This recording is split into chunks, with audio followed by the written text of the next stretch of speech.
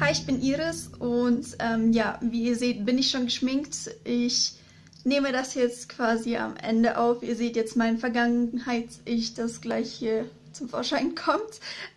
Und ja, ich entschuldige mich für die nervige Stimme, denn ich werde wahrscheinlich dieses Ding einsetzen, so dass es alles ziemlich durchrasselt und dann habe ich so eine Quietschstimme, als hätte ich Helium eingeatmet. Und ich hoffe, das Video wird nicht allzu lang. Ich saß hier nämlich 2 Stunden und das jetzt zu schneiden wird ziemlich anstrengend und für euch wahrscheinlich auch dann anzusehen, weil es halt dann eben so Ewigkeiten dauert. Und ja, dafür entschuldige ich mich jetzt schon mal. Und ansonsten viel Spaß jetzt bei dem Video. Ein Buch, das einen bleibenden Eindruck hinterlassen hat. Und anstelle eines Primers benutze ich eine Feuchtigkeitscreme, denn nachdem ich die Videos gedreht habe oder ein Video, schminke ich mich gleich wieder ab, sprich das Make-up muss nicht lange halten, deswegen benutze ich von BB eine Intensivpflege für trockene Haut. Das Buch dazu ist Verliebt in Mr. Daniel von Brittany C. Cherry. In diesem Buch geht es um Ashlyn und ihre Zwillingsschwester ist gerade verstorben und nach der Beerdigung wird sie von ihrer Mutter, die mit der Situation ziemlich überfordert ist, zu ihrem Vater geschickt, damit sie dort ihr, ich glaube, letztes Schuljahr zu Ende bringt. Und ja, sie hat normalerweise fast gar keinen Kontakt zu ihrem Vater, nur seltene Anrufe.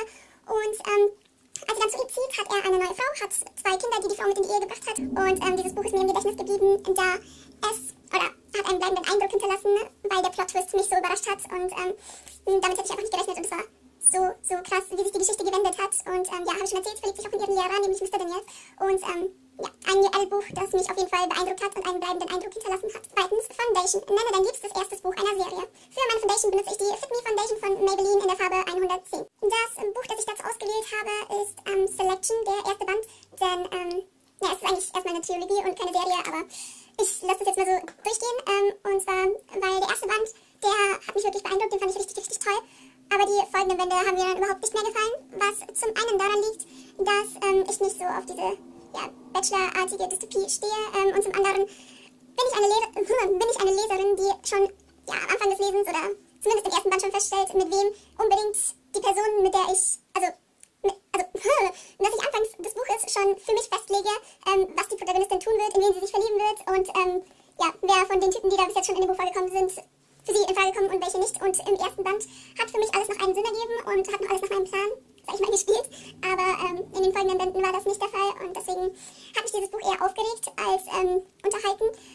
Und mir hat auch dieses Bachelor-Feeling nicht gefallen. Und wie alle sich irgendwie die ganze Zeit auch nur innerhalb bekämpft haben wegen eines Typens, den sie wahrscheinlich noch nicht einmal wirklich lieben. Sowas. Ich verstehe es auch einfach nicht. Also es ist lustig, mal im Fernseher zuzusehen, aber als Buch mit 3 Teilen würde ich mir das jetzt nicht nochmal geben. Ich bin auf jeden Fall froh, mir eine eigene Meinung zu diesem Buch gebildet zu haben, denn dazu gibt es ja unterschiedliche Meinungen. Ich fand auch vor allem im 3. Band wurde das einfach viel zu sehr gequetscht, aber der erste Band war richtig gut, der hat 5 Sterne von mir bekommen und ja, was soll ich sonst noch sagen, der 2. Band hat von mir 3 Sterne bekommen, genau, da war die erste Hälfte meiner Meinung nach noch in Ordnung, aber dann hat es mir nicht mehr gefallen und der letzte Teil hat von mir nur 2 Sterne bekommen. Drittens, Concealer. Nenne einen Buch-Charakter, den du am liebsten loswerden würdest. Und für meinen Concealer benutze ich von Catrice die Camouflage Cream oder diese Kontur- und Concealer-Palette, die ich mal günstig im Internet, ich glaube bei Amazon, geholt habe. Das Buch für diese Kategorie ist Wenn du stirbst, zieht dein ganzes Leben an dir vorbei, sagen sie, von Lauren Oliver. Und dort waren, also die Person, die ich da am liebsten losgeworden wäre, war die Protagonistin und ihre Freundinnen. Denn diese Mädchen haben mich die ganze Zeit einfach nur aufgeregt und ja, keine Ahnung, ich weiß nicht, also Props an die Leute, die dieses Buch durchgelesen haben, obwohl diese Protagonisten so schrecklich und ja, keine Ahnung, also die Personen in dem Buch waren unentschlossen, zumindest, also die Protagonistin war total unentschlossen und hat sich dann ja, einfach an eine Clique angehängt, um irgendwie Mitglied zu sein und nicht selbst eine der Gemobbten zu sein, denn die Protagonisten in unserem Buch mobben gefühlt die ganze Schule und naja, ich habe das Buch abgebrochen bei Seite 130, sprich ich habe den ersten und den zweiten Tag gelesen. In diesem Buch, von der Handlung her, passiert nicht wirklich viel, ich habe keine Ahnung mehr, wie die Protagonistin heißt. Dieses Buch ist eine täglich grüßt das Murmeltiergeschichte, sprich es wiederholt sich alles aus einem bestimmten Grund, den sie natürlich herausfinden muss, was sie dann am Ende auch tut. Naja, nur ist es für mich halt eben so, dass dieses Buch mir nichts gegeben hätte, was mich überrascht. Wie gesagt, ich habe halt nur die ersten 2 Tage, also den ersten Tag, den sie erlebt und den zweiten, der sich dann wiederholt, gelesen. Und am zweiten Tag ist halt nicht wirklich viel passiert, denn sie war einfach nur verwundert, wieso sich alles wiederholt und das war es auch schon. Was so am Tag passiert, sie steht auf, geht duschen, geht in die Schule, wird von ihren Freunden abgeholt und die fahren sie dann zur Schule, bla bla bla. In der Schule sitzen sie da, kriegt ein paar Rosen, weil Valentinstag ist, mobbt ein paar Leute auf einer Party und ja, dann fahren sie von der Party nach Hause und haben einen Autounfall und sterben alle. Was aber nicht wirklich passiert, weil sie wacht ja dann am nächsten Morgen wieder auf. Und naja, wie gesagt, die Protagonisten haben mich die ganze Zeit einfach nur aufgeregt, wenn man das so sagen kann. Und da dieses Buch auch verfilmt wurde, dachte ich und schaust, ob das passiert, was du vermutet hast und ob dich dieser Film vielleicht doch noch so überrascht, dass du dieses Buch nochmal in Angriff nimmst und nochmal liest. Aber dieses Buch hat mich keineswegs überrascht. Es ist so ausgegangen, wie ich es vermutet habe. Und ja, es hat mich einfach nicht total geflasht, beeindruckt oder so wie andere Leute. Ich fand es einfach nur langweilig, nervtötend und ich würde diese Protagonisten am liebsten durchschütteln, damit die, ja, aufhören so scheiße zu sein. Wenn jemand so unentschlossen ist, dass er sich zu einer Mobbinggruppe, also zu einer Gruppe, die andere Leute mobbt, anschließt, dann ist es für mich keine Person, mit der ich abhängen möchte. Also die Protagonistin aus Wenn du stirbst, dein ganzes Leben an dir vorbei, sagen sie, würde ich gerne rausschleudern aus diesem Buch, aber ich würde auch gerne das ganze Buch wegschleudern, denn es hat mir auch überhaupt nicht gefallen. Das Buch, das ich übrigens gekauft habe, ist in die Bibliothek gewandert, in der Hoffnung, dass es da vielleicht irgendjemanden begeistern kann, denn mich hat es einfach nur total enttäuscht. Viertens, Puder, der perfekte Abschluss einer Reihe. Ich benutze von Essence das All About Matte Fixing Compact Powder und das Buch, das ich dazu, für den perfekten Abschluss einer Reihe auserwählt habe, ist Smaragdgrün von Kerstin Gier, denn, ja, es ist wieder eine Trilogie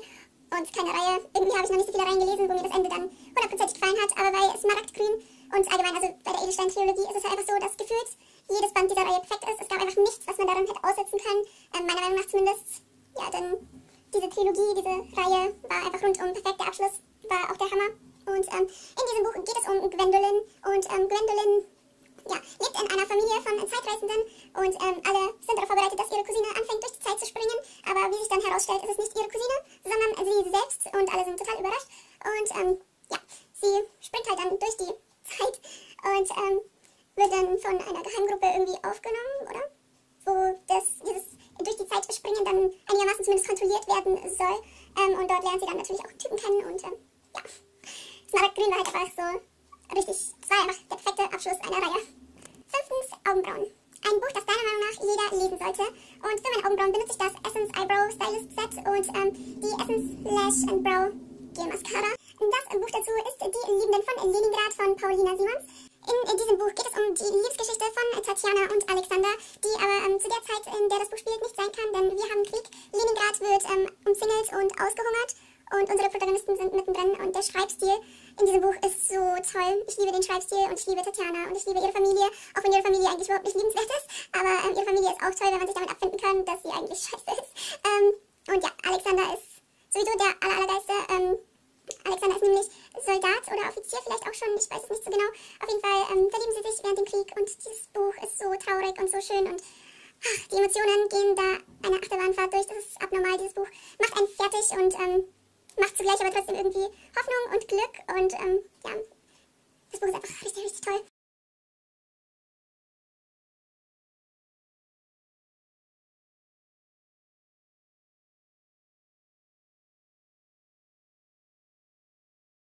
Ach, und für die Leute, die es interessiert, das hier war mal die Bürste von einer Mascara und die benutze ich jetzt, um meine Augenbrauen in die Form zu frisieren, in der ich sie haben möchte.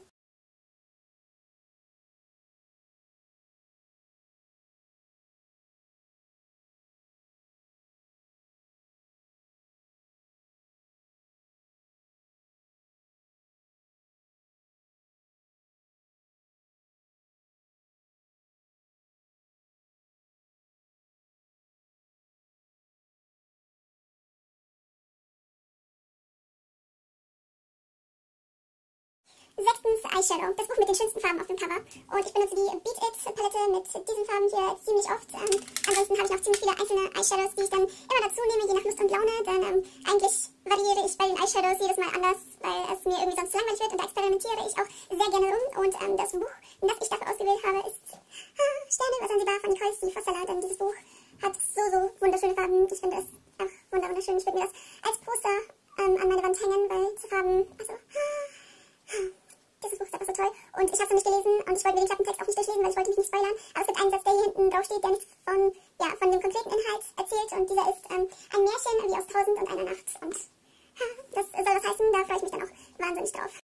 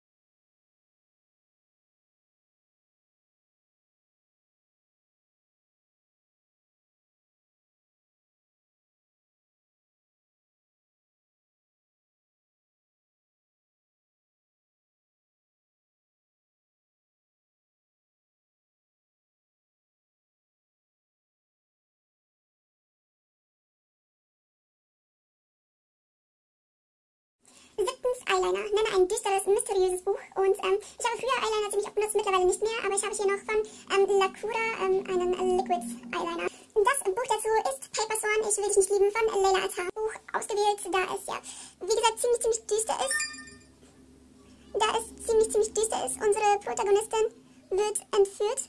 Ihr Name ist Guy, für die Leute, die es interessiert. Und ja, ich fand dieses Buch sowohl mysteriös als auch düster, deswegen habe ich es ausgewählt.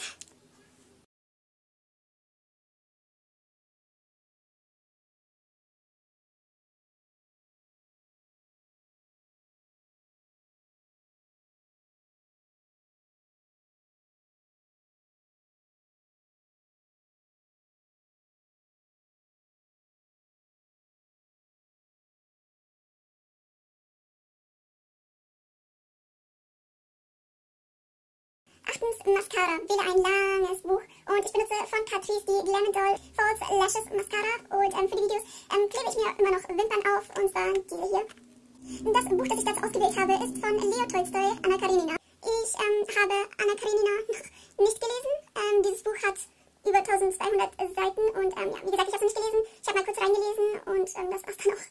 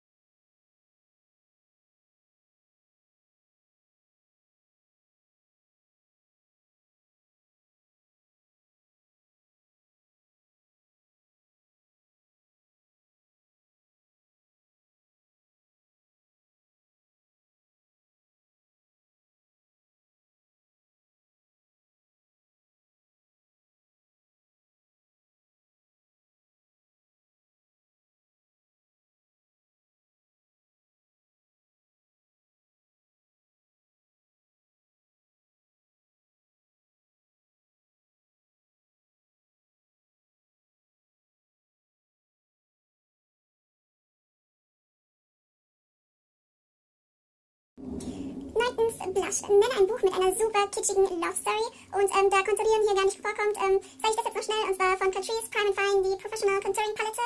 Und für meinen Blush benutze ich von Lavera ja, dieses schöne Ding hier. Und ja, das Buch, das ich dazu auswählen würde, aber im positiven Sinn kitschig und Love Story, wäre Bis zum Morgengrauen von Stephanie Meyer.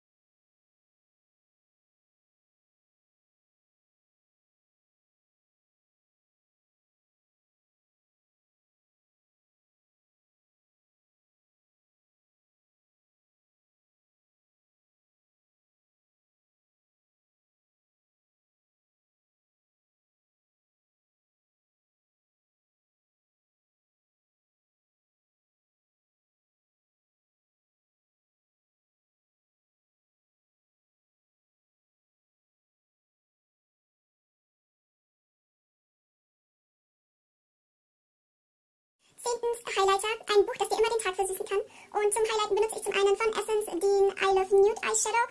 Und das Ding hier von einer Marke, die ich nicht kenne, aber das ist auch egal, denn diesen Highlighter kann man nicht mehr kaufen. Das Buch dazu ist von G.A. Aiken, der zweite Teil aus der Wolf Diaries Trilogie, und das ist bis jetzt der allerbeste Band, den ich von G.A. Aiken gelesen habe, aber dieser Band steht stellvertretend für alle Bücher von G.A. Aiken, denn jedes Buch von ihr kann mir den Tag versüßen. Und für alle, die es interessiert, die Bücher von G.A. Aiken vergleiche ich im Lesemonat auch nur mit den Büchern von G.A. Aiken und nicht mit anderen Büchern, weil ich finde, die Bücher von G.A. Aiken kann ja keiner wirklich so toppen oder auf dem gleichen Level sein wie sie. Und deswegen möchte ich kein Buch neben das von G.A. Aiken stellen, denn jedes Buch, das ich gegen Bücher von G.A. Aiken stellen würde, würden, Hals hoch verlieren. Denn ihre Bücher sind einfach so toll und ihre Bücher sind einfach nur da, um Spaß beim Lesen zu haben. Denn die Bücher sind so lustig und man schmeißt sich jedes Mal weg vor Lachen und ich liebe ihre Bücher einfach. Und bei der Wolf Diaries Trilogie geht es in jedem Band um andere Protagonisten und im ersten geht es, ich weiß nicht, wie die Protagonistin heißt, nein, aber im ersten Band geht es auf jeden Fall darum, dass wir sowas wie eine Mädchenklicke haben und diese Mädchen haben mit Wölfen oder Werwölfen überhaupt nichts am Hut, also es sind ganz normale Mädchen, die betreiben zusammen eine Bar und eine von ihnen, die Protagonistin in diesem Buch, hat ein Problem mit ihrem Bein, das hat sie schon länger und sie humpelt deswegen die ganze Zeit umher und dann, weil sie Schmerzen im Bein hat, deswegen humpelt sie und sie betrinkt sich jeden Abend, damit die Schmerzen zu ertragen sind und durch den ganzen Alkoholeinfluss, ist sie ziemlich, wie soll man sagen, Gott, wie nennt man das, ist sie, auf jeden Fall, sie trifft halt einfach Entscheidungen, die sie wahrscheinlich nicht dann so nie getroffen hat, sprich, sie macht so gut wie mit jedem Typen in der Bar rum, der da reinspaziert, genauso wie der männliche Protagonist, der, nicht wirklich weiß, wie ihm geschieht und sie schmeißt sich halt einfach komplett an ihn dran und später stellt sich dann eben heraus, dass er, wer hätte geahnt, ein Werwolf ist und die zwei verbindet eine ziemlich interessante Hintergrundgeschichte und die Bücher von G.A. Aiken werden bis jetzt zumindest immer aus der männlichen und weiblichen Perspektive geschrieben und das gefällt mir bis jetzt sehr, sehr gut und ich liebe ihre Bücher einfach.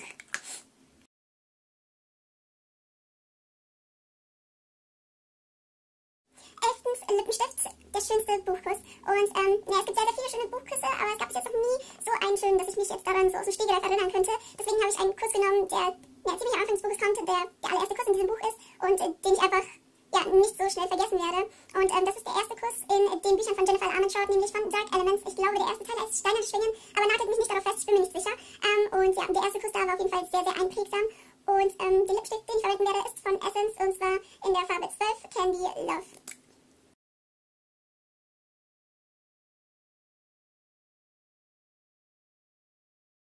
Wir sind jetzt am Ende. Shoutout an die Leute, die immer noch dabei sind, denn dieses Video wird wahrscheinlich Ewigkeiten gedauert haben. Das ist das Endergebnis. Ich hoffe, euch hat es gefallen und das war's von diesem Video.